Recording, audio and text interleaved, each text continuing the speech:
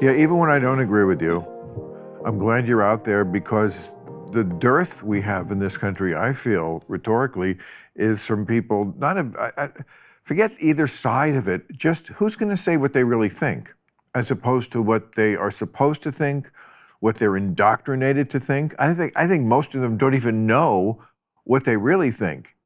We just live in an age of indoctrination on both sides. Would you agree with that? I would, actually. I think that people are so afraid of being canceled, and I understand where that fear comes from also. Not only do you have to say what you're supposed to say, but you have to say it the way you're supposed to say it today, as opposed to how we might have said it if you're older and we said the same thing, but we said it differently. You have to be happy about it. You have to be happy about men on the women's swimming team. You can't be neutral on anything. You can't just be curious. You can't just be open and you thinking about it. You have to be thrilled this is going on, yeah. And it's a great thing. Yeah, it's true. It's true. What are you drinking? Arnold Palmer without alcohol. That's what I drink when I go out to a restaurant. Because I don't want to drink. But here I can have my soda that doesn't have bad sweeteners in it. But are you on the campaign trail? I am on the campaign trail. That must be grueling. It is grueling. It is very grueling. It's a mix of awful emotional roller coaster and really exhilarating at the same time. What's the exhilarating part? Talking to people. You know, the American people are not the problem. The sclerotic political and media systems that suppress and thwart the will of the people is the problem. But when you actually just are out there talking to people, people would ask me, what was your experience last time? And it's even more so this time, that the system, the political media industrial complex, is even more corrupt than I feared, and the people are even more wonderful than I hoped. I don't agree. And again, I'm glad you're here because we can be honest about this and say we appreciate each other for saying what we think our truth is. But I sort of understand why, as a politician, even if you didn't really believe that, you have to say that. You can't start. No, I don't say things you have to say. I'm not running saying things. So I think we have different experiences, that's all. I'm just saying, I don't think you can ever separate the people from this government that's thwarting the will, not in a country like this. Yes, of course, in behind the Iron Curtain, the will of the people was not what the East German government wanted. That's certainly not the case.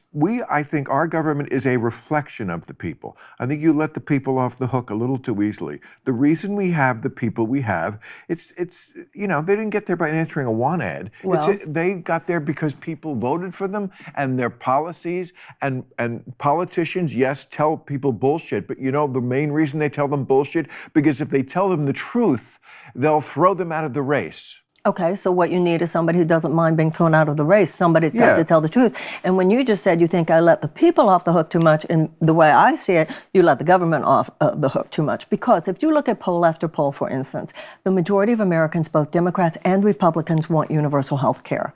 If you look at the polls, the majority of Americans, including Democrats and Republicans, want tuition-free college and tech school. If you look at the polls, the majority of course they want free things. I want ice cream, too. No, those things aren't free. They are how your own tax dollars are used. Come on, what easier statement could you ever make in politics than people want? Yeah, they want. That's not where the rubber meets the road. Yes, they want free health care. What kind? What are they willing to sacrifice for it? Are they willing to? I mean, why don't we have good health care in this country? It's because they never really learned to tame the corporations. Exactly, my point. Okay. But who lets that happen? The government, the legislators who are doing more to serve the profit-making goals of their corporate sponsors. No, Bill, come on. Somebody sends Ted Cruz to Washington. Well, that's Texas, my home state, so I can say it. So, yes, but the obfuscation, Bill, and the suppression and the thwarting, and I know that. I'm running for office. Yes, I'm in the belly of that beast right now, and I know how they manipulate narratives. Absolutely, the left as well. It seems to me that if you have any two Americans, you were talking about the indoctrination before. If you talk about any two Americans just having a conversation, we tend to kind of get down and get real and get authentic as much. Like us now. Yeah, you and I would do that. We're doing it. Right. Okay, but hold on. And that's one of the values of your programming always for years now. But hold on a moment. My point is that when it comes to our collective public political dialogue, we have been trained to go stupid. We've been trained to do exactly what you said. When it comes to our public conversation, we're indoctrinated and we think in terms of slogans, and we think, and you see it on the left as well as the right. You see it right now with the Democratic Party. This codependent relationship with the DNC. They say Biden is the one. Can we have some independent thought here? Can we have maybe some exposure to other candidates? But I think that what I find in my experience is that people hear that and are kind of yearning for a more meaningful public conversation. But there's a lot of obstruction to it. And the media chops the wood and carries the water for the political elite. The mainstream media, absolutely. All enabled by the people. All enabled by those corporations, which are giving the money to the government. Corporations are people. And did you just say corporations are people?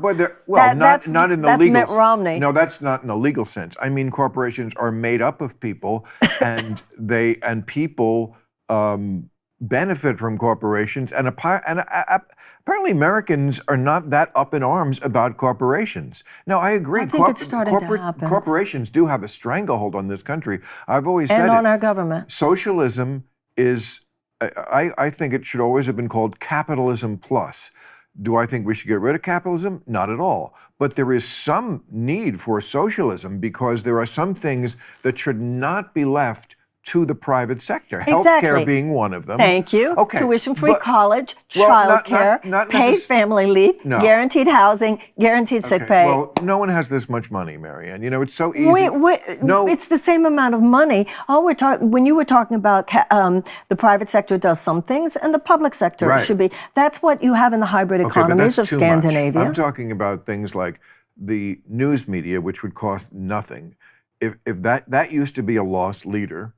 In other words, they didn't expect to make a profit from it. So it wasn't about getting eyeballs. That's right. The nightly news didn't have 2 minutes of real news and then a fucking bear in a hot tub. That's the point, though. It's all become corporate conglomerates. A lot of that came from the Telecommunications Act in 1996. It's a bunch of media companies profit-making rather than educative. But here are the things I think that got eaten by capitalism that shouldn't have.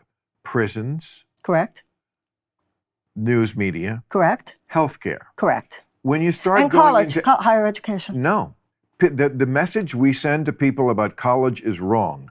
The message should not be everyone should go to college. College is fucking bullshit, most of it. The message should be we need far less college, and most people don't need college to do whatever job they're doing. But you're sitting here talking about how people are not thinking deeply enough. It's a scam, college. Well, it has become in many ways. Scam. Higher education. They sell you this ticket because without this ticket, this diploma that says you went to college, some 4-year daycare center, you can't get the kind of jobs that pay well. I mean, we know the statistics of people what are the salaries of people who don't go to college versus go to college? It's night and day.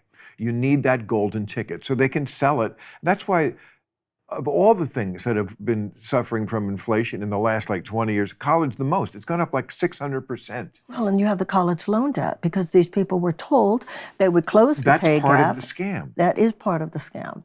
But there's another value to education, which is much more valuable, and that is the expansion of our thoughts, the expansion of our critical thought process. They're doing the exact opposite on campus. The expansion of your thoughts, all they do on campus is throw people off of it for having thoughts that don't conform to the one true opinion. I could list 50 professors I've read about who were fired or thrown off just for trying to teach nothing outrageous, just mentioning things. Yeah, I agree with that. And the kids, the way these kids have been raised, the ones who go to those elite colleges, where we've all seen that video from Yale. Remember when the girl was going batshit on the professor because his wife had written a little memo saying maybe we shouldn't be such fuss budgets about the Halloween costumes this year. And this kid is just screaming at this professor. And I thought, okay, this is where it all went downhill for this country. I agree. I was asked to teach, I won't even say what the institution was. I said, well, let me go and give a couple of classes or something and I'll see. And I felt so judged by the students.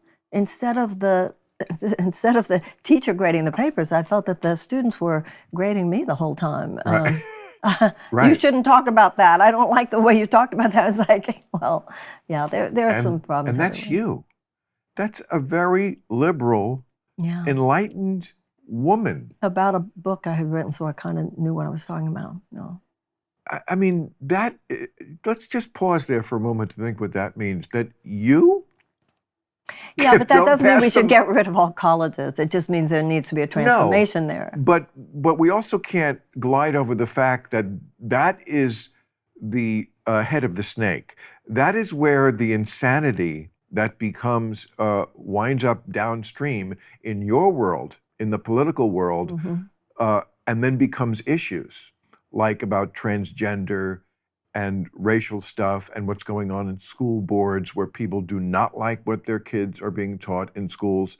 That it begins at the university level. Well, the people who are complaining about what their kids are being taught in school, in general, are not the ones who went to those colleges. Correct. It's the people who are teaching their kids who went to those colleges or are fans of that kind of thought. And I think a lot of teachers these days are kind of like semi-activists, and they think they can reorder human society, and the easiest way to God, Bill, you're so cool most of the time, and then you become this curmudgeon, almost like right-wing sounding. Or what is that? You don't. Excuse me. That's an ad hominem argument. Or should we stick to the facts and the issues, or should I talk about you as on a personal level? Oh, well, I didn't mean to be like personally insulting. I get that.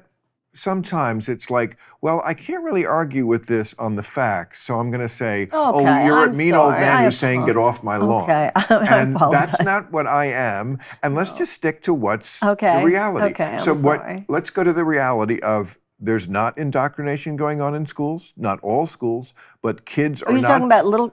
I'm talking about all levels. All levels, because I've seen the videos. So I know it's not secondhand information I'm being fed by any media source. It's actual videos teachers themselves will make and put up on TikTok, and they'll tell you right away what they're telling their kids. Yeah, but what about the parents who are complaining about things kids being taught history, kids being taught about, the history of race in America, banning books? That's far more concerning to me. Well, they're banning books from both sides. No, what? You say they're banning books on both sides. Where is there a left-wing banning of books? What well, there has been. Give me an example. Oh, they tried to do it here in California. I think they tried to get rid of To Kill a Mockingbird. No, that's not from the left. Yeah, it is. Yeah. No, it's happened. You're right. It's more from the right. But again, some of the books that they're being taught, I mean, I saw a very interesting video of a guy, he was at a school board meeting, and he was reading from the book that the little kids these are being taught from. And it got very graphic. And so parents in the room, in the school boarding, start to say, please, it's too much. We're at a school board meeting. And he said, okay, it's okay for you to read this to your children, but I can't read it here among the adults? Yeah. Now, excuse me if I told that story before, but it bears repeating. I mean, it's not a story. I saw it. It's again, one reason I like to watch things like that is because, okay, now I'm getting stuff firsthand. I'm not getting a New York Times report of what happened at the school board meeting. I'm seeing it. Well, I think you're right that there's this fringe element on both left and right. There's no doubt about that. And Eisenhower was, famously said that the American mind at its best is both liberal and conservative. I mean, there are high-minded conservative values and high-minded liberal values, and we all need to recognize that and listen to other people rather than judge so quickly. But given your experience that you just relayed to me on, you don't want to say the college, but I'm sure we can look it up. Oh, yeah, it was Union Theological Seminary. Okay, all right. So a seminary, even the kids at the seminary are woke? Oh my God, this is worse. Yeah, it was actually. That is fucking amazing. Yeah. Okay, so given that situation, just anecdotally, you don't feel like there is a problem in the educational system in this country, that it's too much indoctrination, too little actually learning anything? I mean, how about the fact, I know we should teach history plainly and for real. And by the way, even back when I was in school, they did teach us about slavery. They did teach us it was wrong. We didn't dwell on it like they do now, but yes, and we should have been teaching more about that period and more about that and how bad it was. Yes. Okay. But now I think we've gone to a level where that's only what they teach is the kind of areas where they want people to have a political view on something. And if you test the kids on actual history, like basic history, they have no clue because they don't teach history. They don't teach anything. There are some people in this country who only want to talk about what America did right and have no listening for places we got it wrong. And wrong. And there are other people who only want to talk about what we did wrong and have no recognition of where we got it right. And I think that's really missing the point. Because if you really look at the facts, we are a glorious trajectory of both and. Of course. And that's what I think every generation needs to understand in order. That's the mature It's kind way of to like look. learning about your family history. You know, where did my family get it right? I want to stand on the shoulders of those who got it right and even do it better. And where did I inherit some things that I want to stop right here so that I don't pass it on to my kids? To me, that's the value of learning history, and definitely the value of learning American history. And I know when I ran last time, I don't know what the statistics are now. When I ran last time, 11 states didn't even require half a year of American history, civics, or government. Now, if a child is not taught about the Bill of Rights in those younger years, how do they know to be horrified when it's under an assault and the only thing people are telling them about is the Second Amendment? So, yeah, we have to pass these things on generation to generation, or people don't even know what they should be protecting, much less expanding. No, they don't know to be horrified when you have something like the Supreme Court actually diminishing our rights rather than expanding them. Yeah, or a more blatant example would be Trump trampling on norms. We heard that so much when he was president, and he did, and then he went right to breaking laws and stuff. But, certainly if you don't know what the norm is, then how are you going to know that he's breaking it? Then it doesn't become alarming to you what he's... That's right. You don't say, what's the big deal that he did that? Because if that person never learned in school, once again, the meaning, the purpose of education. I remember there was a story when he first became president, and his administration, someone came in and they were telling him the basics, I guess, Declaration of Independence, the Constitution, the preamble, the Bill of Rights. And he was like a little boy who went, right, I know.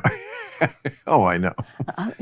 No, I'm beginning to think he was not a good president. Yeah. But no, starting to occur to us there was a problem there. And that doesn't even get into what's going to happen now. The opening of, is it the Declaration of Independence? Yes. We hold these truths to be self-evident. Self-evident. Yes. You don't hear that word a lot, but it's interesting that they chose that. Self-evident, meaning any fucking moron would know this without even being told. And those are the things he went right away with a red pen and went, no, let's not do that. That's exactly right. It's self-evident. You don't appoint your kids to run the White House. Okay, so that's true that he put the red line through all men are created equal. But Democrats as well as Republicans have put the red line through inalienable rights of life, liberty, and the pursuit of happiness. Who put the red line through men are created equal?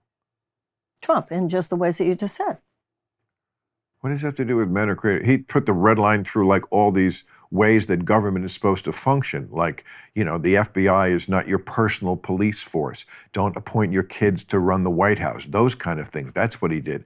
I don't know what you mean by all men are created equal. All men are created equal means... I mean, If you say that some group is better than another, if you demonize one group of Americans, you were talking about attacking the norms. He's attacking the principle of radical equality, which is the whole purpose of the American ideal, that we are out of many, we are one. You're not supposed to say Muslims aren't as good, Mexicans aren't as good, or, some would say Jews aren't as good, some would say blacks aren't as good. The whole point of the American ideal is that we seek to hold that all men are created. Right. I mean, I would should be treated equally before the law. Yeah, I would never call him an enlightened liberal, Donald Trump, but they've also made a little more of that than there is. I think he's a man of a certain era who, yes, definitely has racist inclinations, and certainly has said some things, but like that thing about, if you really look at what he said with there are good people on both sides, they just, again, like, I'm the least of a fan of Donald Trump as there is in this country. I've said the most ridiculously horrible things about him, and I'm proud of it. But don't gaslight me, is what I like. You don't have to gild the lily. And, Whoa. well, no, like on that, if you look at that, it's unnecessary to make the case on that. Like, there are good people on both sides. It's like very soon after he did explicitly condemn the Nazis and the Klan and stuff like that. I mean, I've seen tapes put together where he has explicitly said, I disavow.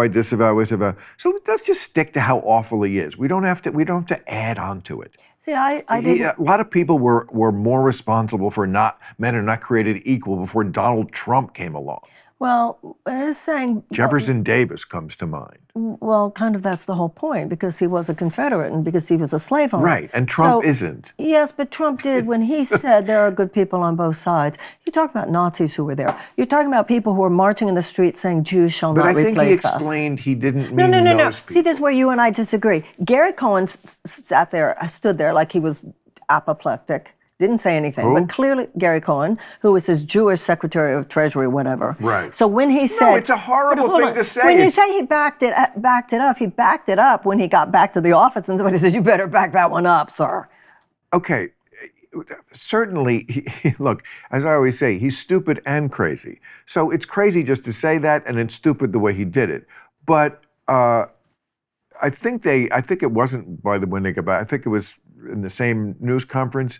I think he did say something about that was much more explicit, and which made me go, okay, I hate it when that side cherry picks the one thing, and especially with him, because it's like you can do it with, it's like working with a 5-year-old. You can find something that's so easy. You kind of have to understand, okay, again, he's bad enough as he really is. Don't do that to me, because it makes me just go, oh, everything has to be a team game. Can you just show me what is without putting your spin on it? The Times used to be a newspaper where, yes, I understand that I'm going to get your opinion on the opinion page, but the front page was like, oh, okay, you're just giving me the news. And that doesn't exist anymore. I guess it doesn't exist anywhere. Well, it's because of what you were saying before, the conglomeratization of these media companies. And, there's no Walter Cronkite out there right now.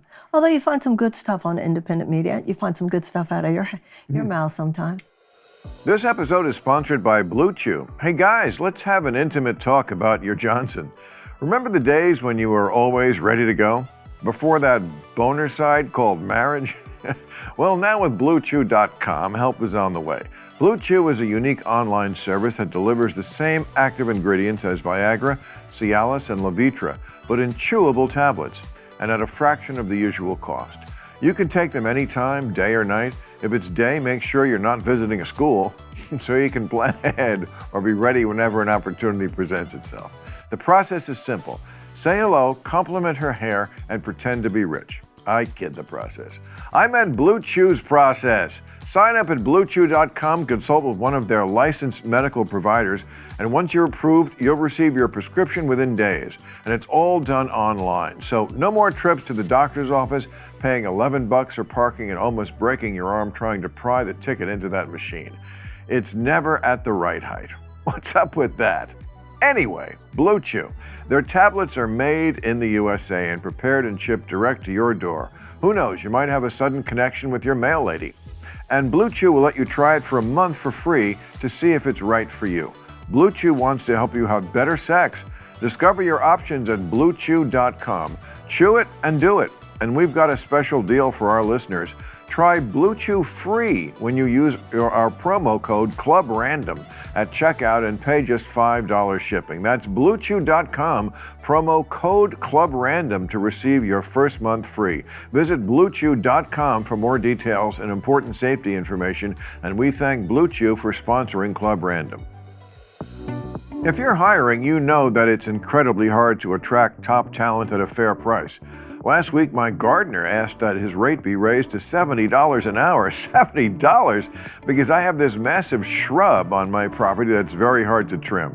Wink, wink. It's the worst case of 70s bush I've ever seen. But seriously, with the current labor market conditions, hiring is harder than ever. That's why you want a partner who gets it. ZipRecruiter.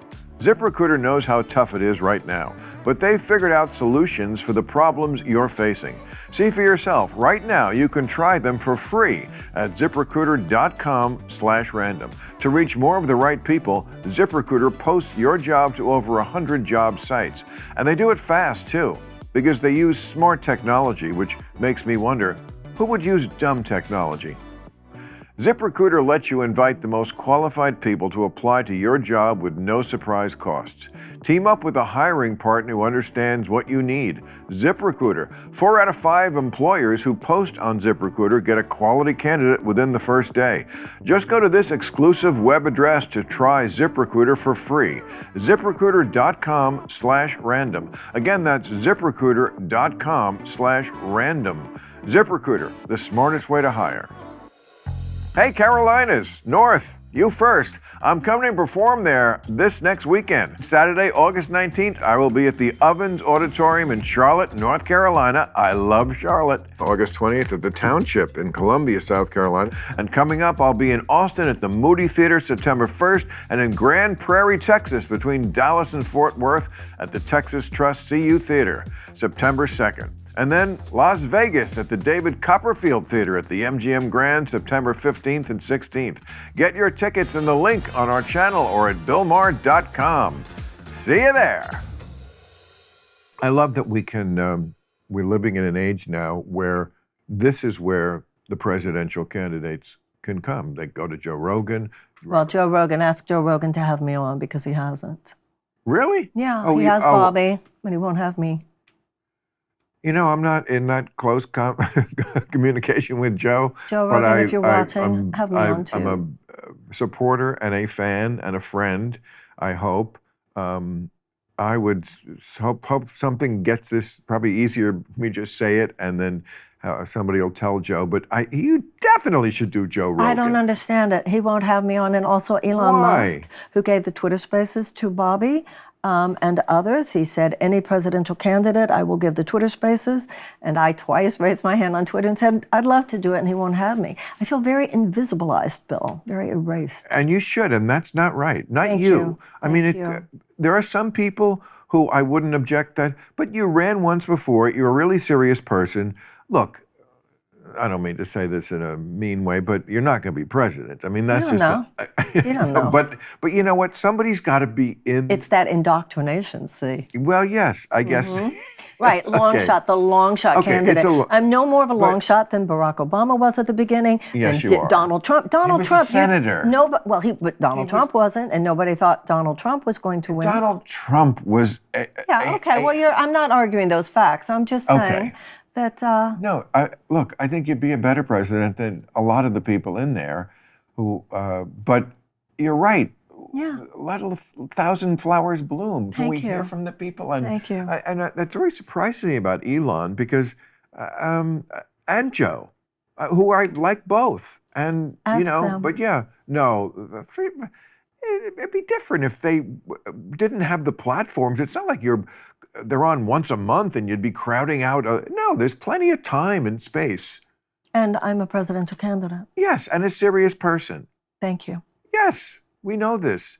I mean, look, you'll always be characterized because that's what media does. And let's be honest, comics. We all have to find things about everybody.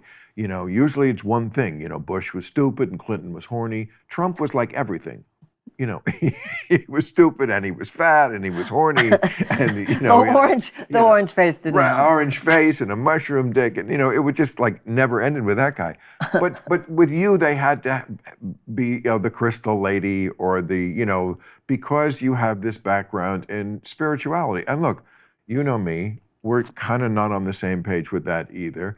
But it in no way stops me from liking you or thinking that you're not serious. And also realizing I could be wrong. Maybe you are right. We'll find out. It'll all come to an end and I'll be like, oh, fuck, Marianne's here. At a certain point, it will all be very clear. Really? You think so? Well, that's my thought about what happens at a certain moment of death. I'm very But that's where you and I would be very... Well, tell me what happens. I'm interested. Well, I do believe that consciousness survives death. How? Well, there's consciousness like a ghost, like a... I think the brain is the transmitter of consciousness. I don't think Right. consciousness emanates But from I mean, in the what brain. form does it live on after we? Formlessness. Formlessness. So it's like we can't even imagine it, We right? can't even imagine it because it's beyond what the mortal mind can grasp. Because it's beyond the concepts of time and space. Well, I mean, I'm not going to say there's a lot of Pure evidence ultimate truth, pure ultimate reality. Okay. Therefore. I mean, again, I'm not going to say there's a lot of evidence for a thing like that. I mean, we No. are just imagining this and Correct. saying it could be the truth because what faith is. Because I'm thinking of it. Right. So But I think in terms of the kinds of things that you and I are very concerned about politically, it's not going to be until after we die that some things are made clear. Some things are being made very clear right now, such as climate change and its catastrophic results. There are things happening on the planet right now that should be causing us beyond grave concern. And the fact that we are right now in the midst of this heat, according to all indicators, this is going to be the coolest summer of our lifetimes. The storms, the tornadoes, the floods. And at a time when we should be ramping down fossil fuel extraction, we are ramping up fossil fuel extraction. And if we elect either one, whether Trump or Biden, any of the status quo candidates, we will continue to ramp up fossil fuel extraction because of the undue influence of big oil. Do you ever take a private plane? I have, but I wouldn't do it anymore. You would never again take a private plane? Well, I will say this. I recognize that there's something wrong with it now in a way which when I lived here, someone might have said there were a few times that there were private jets. Probably someone you and I both would know, they're going to go to New York. So you don't take a private plane to campaign? No, I mean, I'm not at that point in my campaign. Right. But you got a good point. And what if your campaign did catch fire and you had to do the kind of schedule that candidates do where they do take their own plane? You wouldn't take it? I don't know. I have to really think about that because there would be an argument of the legitimacy of that. That's kind of not private at that. I did an editorial about this, which what would be the answer for you if you were running for president? The point of this is that every single person in this town is a giant environmentalist. They all take private planes. You can get But they're not running for president. They're just heading to New York for the weekend. That I would not do. No. I get that. But no, I did a mea culpa about, I don't know, sometime this year about the fact that I do take private planes to do my stand-up gigs. Otherwise, I couldn't get to them. Right. But it's still something I don't have to do. But I'm tired of being a phony about it, or I was. And so I just said, look, I can be called a bad environmentalist. I can live with that, but I cannot be called a hypocrite. And all these other people are fucking hypocrites. Everybody who's a big environmentalist in politics and government, except when I need to get somewhere and then I fly private. And you know what? God bless them, because the bigger point I was trying to make is, look, I believe as much as I ever did that this planet is dying and burning, and we have to do something. But I also recognize that after 50 years of trying this plan of let's fix it by being better people, that's not working. I think we have to really work very hard to think of another answer to other than people are going to be good and use less. Well, absolutely. People are selfish and are going to do, and it's very hard to tell the people in China and India who haven't had air conditioners and cars for all these years, and now they're becoming a giant middle-class society that can afford them. Oh no, you can't use that air because we already used it up. Well, we don't have the power to tell China or India what they can do, but you we see do what have the power. mean? Yes, I do, but I also know, for instance, if I were president, the first thing I'd do is cancel the Willow Project. Biden has. What is the Willow Project? Is that the Willow Project is Alaska? the $8 billion ConocoPhillips oil extraction project in Alaska, which completely nullifies all of the green energy investments in the Inflation Reduction Act. But here's the thing. You're attacking it from the wrong end, and they've done this before. Germany said, okay, you know what we're going to do? We are going to get rid of all our nuclear because we don't want any nuclear, and that's no good. And then what happened is they had a shortfall, and they got ahead of themselves, and they needed more energy. So what did they have to go back to? Coal. So by getting rid of nuclear, which is the cleanest, they went back to something worse. And I feel like we're doing that also. How are we doing that? Well, because we're good. Biden He's given more oil drilling permits even than Trump did. Yes, because people need oil and they're going to use it. And it doesn't, and this idea that we were not going to talk to Saudi Arabia, remember when they killed the journalist and they cut his head off with the bone saw? And it was like, we don't talk to you anymore. Of course, this year Biden was over there sitting in a gold chair, holding hands with a man and drinking coffee out of a thimble. So why would we be supporting him, honestly, Bill? Because if we're going to use the oil, why not American oil? Does Saudi oil not ruin the atmosphere? Of course it does. It doesn't. If you're going to use the oil that is not going to hurt the country while you're trying to figure out how to get off oil. And also, again, we need to really work on the idea that maybe there is another way. Because, again, I'm losing faith in the people can be tamed. And again, this is your thing about the people are good people. Well, they're not good on the environment because you cannot get that. If you ask in a poll, do you think we should be doing more with the environment? Yes. Next question. How much would you be willing to spend a year to do it?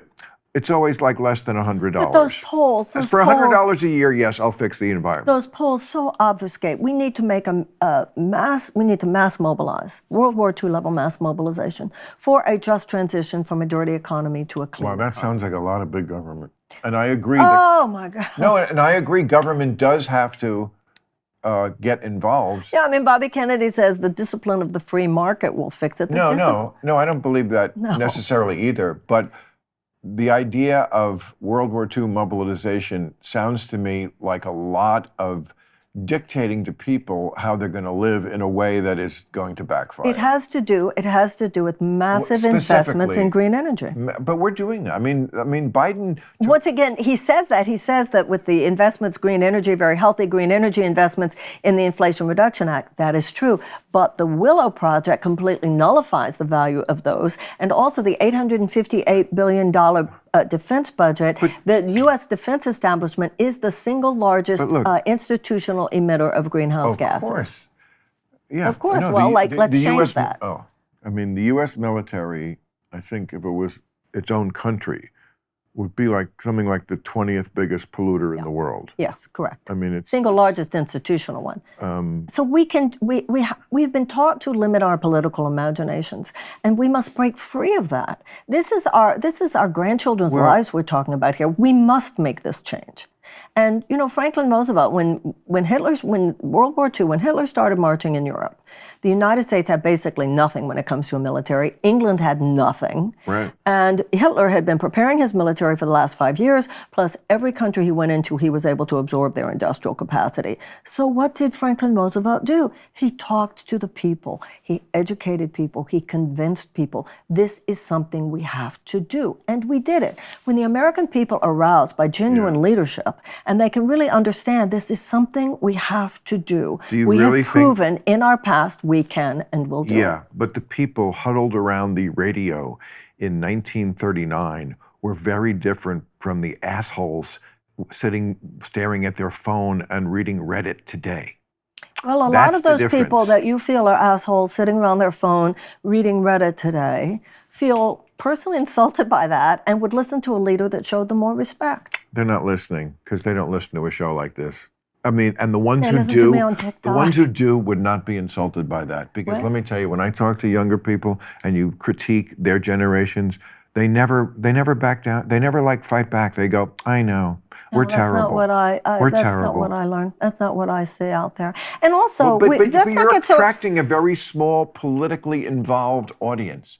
That's not Marianne2024.com. Exactly. Attract more. That's not the typical person out there. You know what, Bill? Who doesn't even know who you are. The 20-year-old doesn't know who you are. They're watching TikTok. Hold on a second. Hold on. The majority, you're putting a lot of stock in the majority.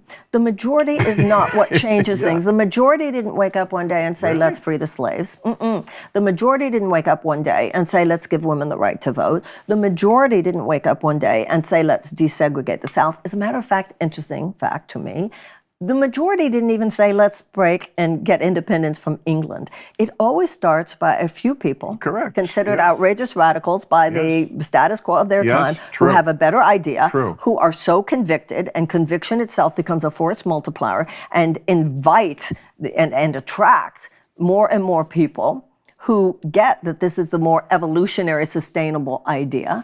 And then you reach that critical mass and things tip. And I believe what's happening right now, the status quo is unsustainable.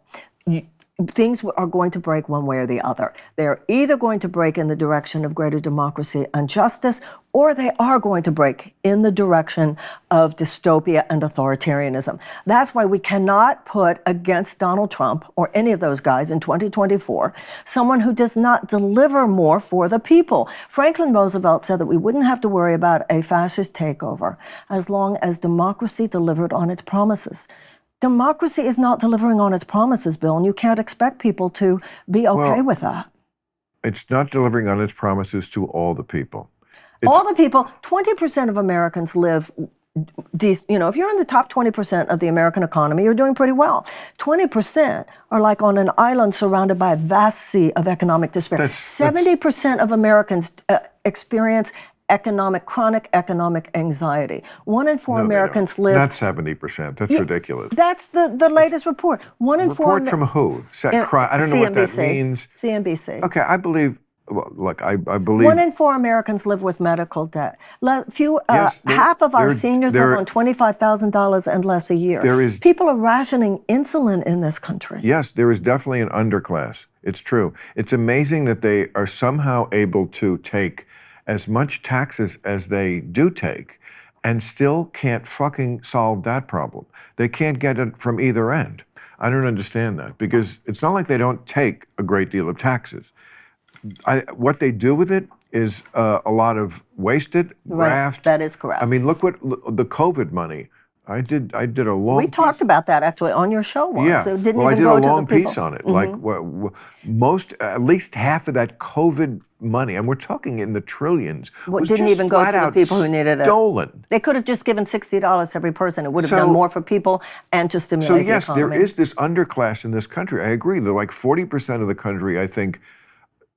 Could not absorb a like $400 $400 or something like that. unexpected Yes. expense. So think of the anxiety that you would feel all the time I agree. to live with that. So we need to attack it on the level of cost. That's why we should have universal health care. That's why we should have tuition-free college and tech school. We should have those things which are given to the citizens of every other advanced democracy, including those, like you said, the hybrid economy with capitalism with socialist elements, so that you are taking care of let's not those pretend that we most. don't already have a lot of socialism. Well, we have the police department is basically a socialist. Social Security? Yeah, which came from the Socialist Party. Okay, Medicare. But it's not Medicare for all. Unemployment. It's Medicare. It's not Medicare for all. Well, That's what Obamacare is getting very close to Medicare for all. We still have 85 million Americans who are underinsured or uninsured, and you have to be really like kind of buffered emotionally if you think 85 million people does not matter. No, I hope I'm not the straw man who thinks 85 million. Yeah, I'm not saying that you are, Okay. but I'm just saying when people say, "Oh, well, that doesn't matter."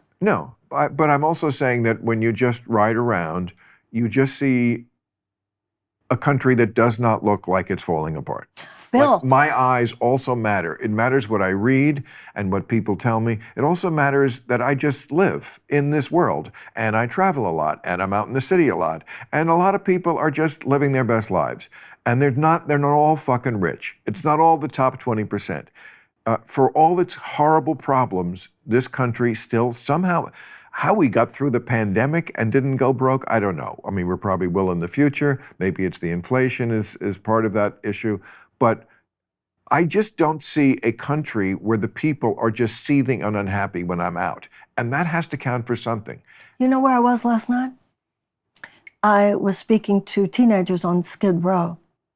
Do you know how many people are homeless in Los Angeles County on any given night? 70. If you go to Skid Row, you're going to. Okay. That's my point. You say you drive around, but where do you drive around? Okay. You don't drive too many miles. Of course. Why would I go to Skid Row? That's kind of my point. So you don't really. You say I don't see anybody going through that. That's I right. don't. You're not driving there. And most They're people more than don't. an underclass. Yes. There's this invisibilized. Yes. field of suffering it's out not there. more than an underclass. It's an underclass. It's a too large underclass that this country, that it's a scandal that we certainly can't seem to address it. No. It's not that we can't address it. It's that in order to address it, you have to challenge the corporate bottom line. You either can allow short-term profits for huge corporate entities, insurance companies, pharmaceutical companies, big agricultural companies, chemical companies, big food companies, gun manufacturers, big oil and defense contractors, to be this corporate aristocracy that get theirs first. You can either have that, or you can have a government of the people, by the people, and for the people. Yeah, it's not that we can't, Bill. It's that we, at this point in this aberrational chapter of our history, do not care The problem is that and our government is bought and sold by that corporate aristocracy. Right. But government, I mean, from both sides, just we were just saying, a lot of that money was Biden money that got stolen. They passed out COVID money. Okay, so whether it's Republicans or Democrats, it seems like they both waste a lot of money, take a lot of money they shouldn't have. And corporations obviously live like fat cats too. Right. And corporations very often don't pay the taxes that they should. Yes, very often, Bill. Yes, and they should not be able to park all that money overseas. It's a traitorous thing to do. I agree. But what's the answer? Is to take that, I mean, I'm sympathetic to the idea that we take that money that you're parking in the Bahamas and not paying taxes on, and we give it to the government to fix these problems. But then I don't really trust the government to fix my problems, because they don't. Because but if you look at something like universal health care, it's not government run, it's government funded. It's just Medicare works. It's simply Medicare for all. Yes, and Obamacare is a success. I mean, with all the times that the Republicans tried to kill this, like they wrote like 70 bills in Congress trying to kill this, and then they tried to kill it through the Supreme Court, and they did manage to take out one of the legs of it, and it still works. But that's the point. How bad that's why if the Democratic Party would just do right by people, if the Democratic Party they didn't do right by passing Obamacare. Obamacare was the best he could do, given that the insurance companies said you cannot go any further. You take the greed of the insurance companies out, and we could go all the way. It's not the insurance companies; it's the pharmaceutical companies. Well, the pharmaceutical companies are why people are rationing insulin. It's why people are putting GoFundMe pages on the internet in order to pay for life-saving. The profit of the insurance companies is not. I read this recently, and it was surprisingly lower than I thought. I mean, I'm sure that I think they've been, back before Obamacare, they were getting away with murder. They have been somewhat tamed, that industry. But I mean, the system itself is just so fucked up that you can get a knee operation at one hospital, and in the same city, across town, it'll cost 5 times as much. There's no like sort of limit on gouging. That's all the more that's why we should have Medicare for all. Actually, do you know that the top 5, the total medical... But would that solve the gouging problem? Yes, absolutely. Even right now, the government has given away its right to negotiate these prices. Right. But the government does have marching rights, which means that they could go in there if a drug is developed with even $1 of taxpayer money, which is basically all drugs. The government actually has the right to go in there and lower prices, but too often, including now, they do not exercise that right because they don't want to piss off the insurance companies and the pharmaceuticals. The top 5 pharmaceutical companies last year alone, their profit was $80 billion. And our medical debt is somewhere between 88 and 200 million. So do you think it will make a difference in this election that not just you, but you and Bobby Kennedy, both are serious critics of the pharmaceutical industry? Yes. Skeptical. I mean, you know, I'm in the same camp of I don't agree with everything Bobby says. Don't know exactly where you are on this kind of stuff. I'm a medical skeptic of everything. That includes vaccines. That doesn't make me, or I don't know, Bobby says he's not an anti-vaxxer. I think he's a little more anti than I am. But I want the decisions to be able to be my decisions, what I do with any medical intervention, including vaccines. I of course understand that they work. I'm not sure we are on the same page on that. I think he thinks that the vaccines may have done more harm than good. My view is that because Americans are in such bad shape, they needed a vaccine. So it did save millions of lives. That's my view on that.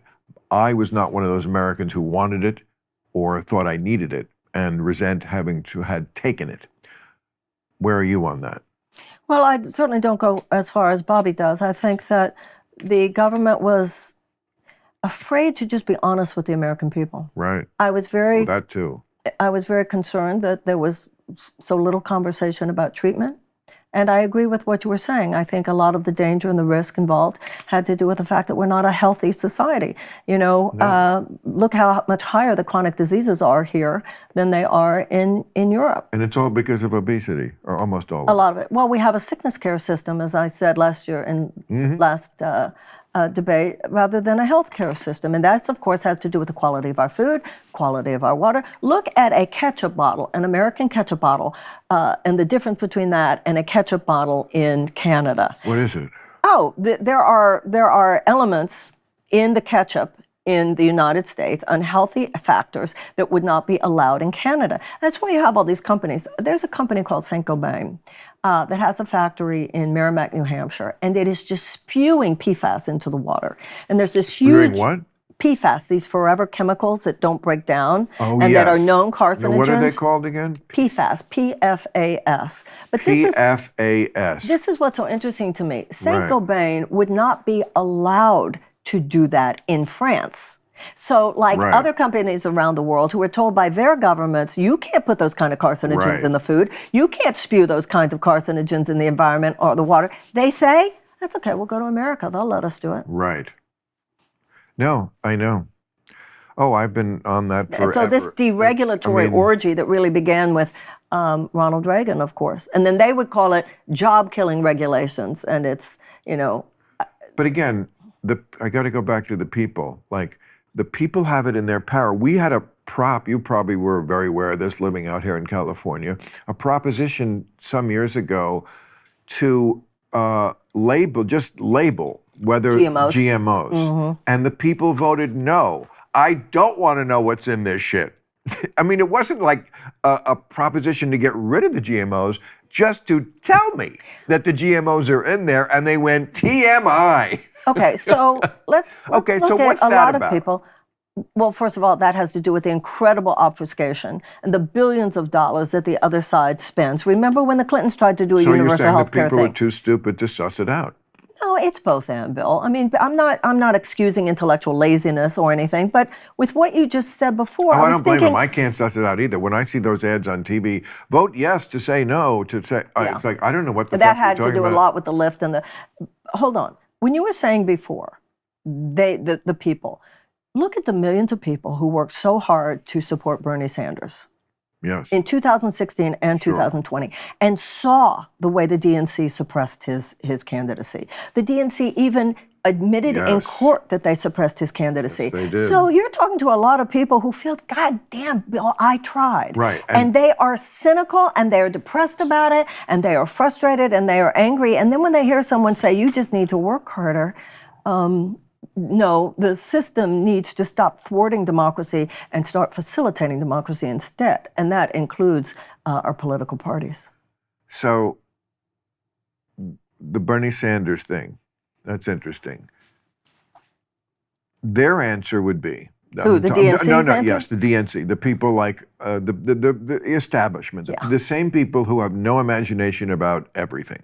Correct. Okay. Their answer about all of this, about you, I mean, the way they attack you and Bobby Kennedy in the New York Times, like this threat, you think Hitler was rolling over Europe again. Right, thank you. Jesus Christ. And we're in Pomona. And their trump card is Trump, because what they say is, and it's not an argument without heft, I'm not going to lie. Their argument is, with Donald Trump as the candidate of the other party, we cannot fool around with dividing at all. We just have to get behind the most likely, as unappealing as the candidate might be, that we have.